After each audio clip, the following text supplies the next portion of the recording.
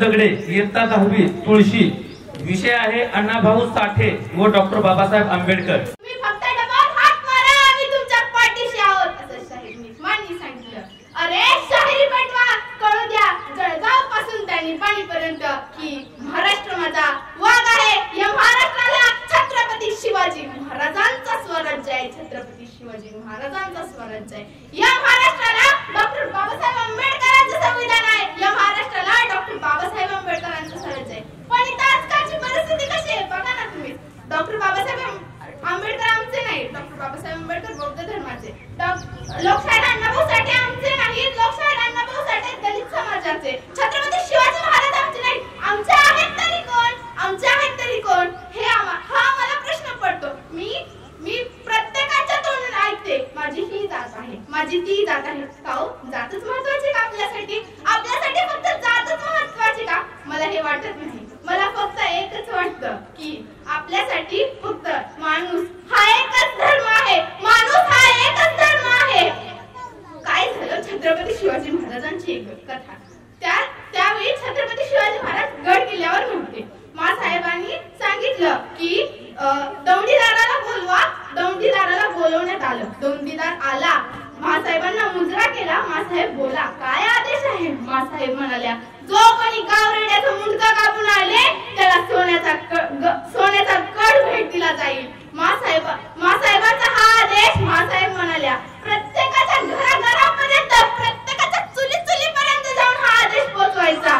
तो दौंडीदार कुठला हातात डफ घेतला, डफावर थाप मारायचा आणि ओरडायचा ऐका ऐका जो कोणी गावरेड्याचा मुंडका आणेल त्याला सोन्याचा कड किल्ला भेट दिला जाईल। हा तो प्रत्येकाच्या चुलीपर्यंत जाऊन सांगायचा।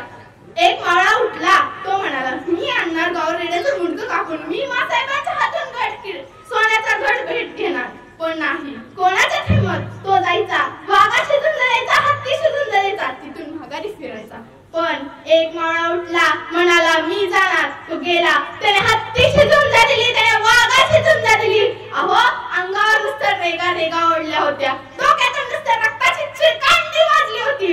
रक्त नुसतं जमिनीवर रक्ताचा कळण माजला होता आणि गेला गावरेड्याशी झुंज द्यायला लागला। गावरेड्याचं मुंडकं तलवार काढली, गावरेड्याचं मुंडकं छट्ट दिसणे काढलं, गेला रायगडाच्या पायऱ्या चढू लागला। रायगडाची एक एक पायरी रक्ताने भिजली होती, एक पायरी रक्ताने भिजली होती।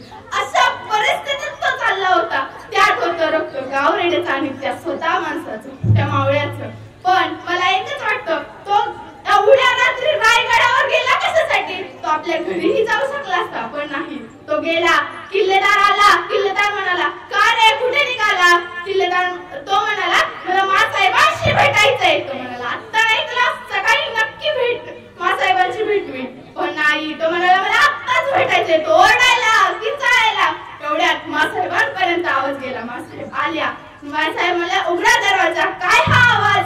मासाहेब म्हणाल्या तुला सकाळी दिला असताना सोन्याचं कड, पण नाही, तो म्हणाला मासाहेब मला तुमचं सोन्याचं कड नकोय, मला फक्त तुमची एक शाबासकीची थाप हवी।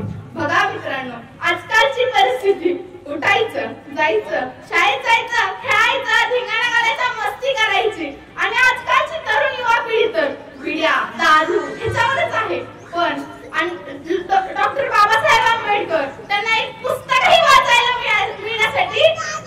मिळण्यासाठी त्यांना किती कष्ट करायला लागायचं। सायकलीवर पेपर टाकायला प्रत्येकाच्या घरापर्यंत जायचं, प्रत्येकाच्या दारापर्यंत जायचे। एवढ्या परिस्थितीतही डॉक्टर बाबासाहेब आंबेडकर हे डॉक्टर पदवी मिळून संविधान लिहिलं। त्यांनी संविधानातून सांगितलं की सर्व धर्म समता एकच आहे। पण आजकाल असं दिसत नाही।